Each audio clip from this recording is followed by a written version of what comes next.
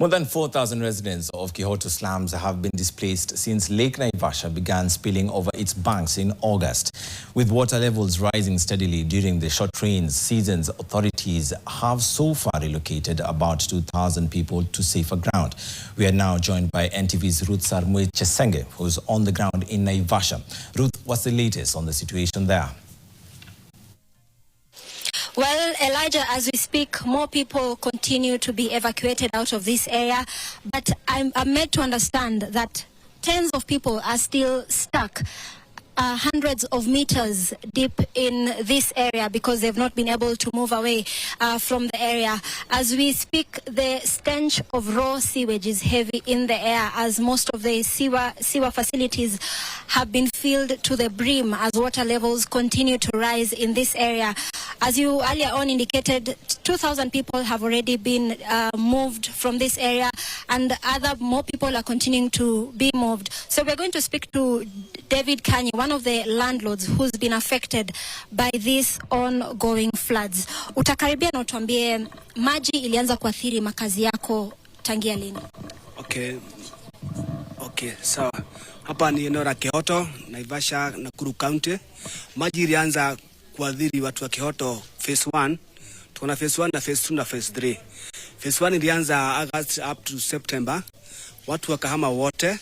Cause pia wanyama wa hippos wako huko wanaandama, so hii maji ikakuwa kubwa ikawazidi wakahama wote. So phase 2 nayo ikaanza October up to November. Ndio hii sasa unaona venye imefika hapa in phase 2. So mimi niko area ya phase 2, kwangu ni hapa mnaona hivi. This one is my plot. Aidha ndio maji mnaona imetokamba hivi. So tunaomba tu hii maji inaweza kuwa haifiki phase 3.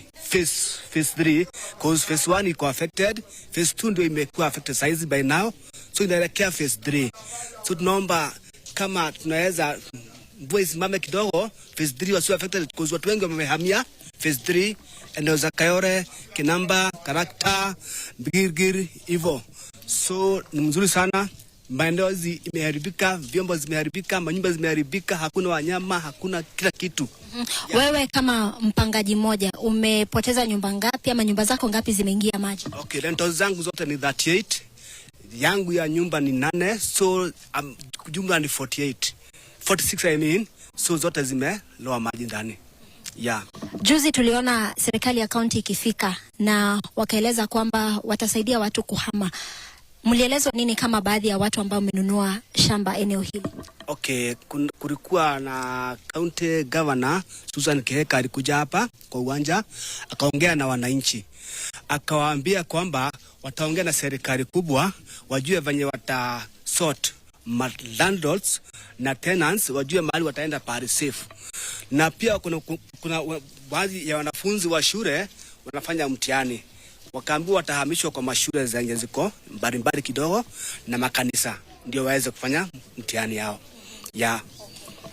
Sawa. Elijah, as you've heard, that's David Kanye, one of the landlords who has been affected by the ongoing floods as water levels from Lake Naivasha continue to spill over. As we speak, where I'm standing is phase 2. And earlier on, or a month when we were here in September, we were able to access we were able to enter up to phase 1, which has been affected, and the residents continue to fear that as the water levels continue to rise, that more people are going to be affected. Remember, some of the people, as I told you earlier on, who have not yet moved out from phase 1 and phase 2 say they don't have jobs and they are not able to move, as well as some say they're not able to move to new places because landlords in other areas have increased rent. So basically those are some of the challenges that many of the residents living around this area are still facing. So later on we're going to speak to some of the people who have moved away from this area or are planning to move as water levels continue to rise. Elijah.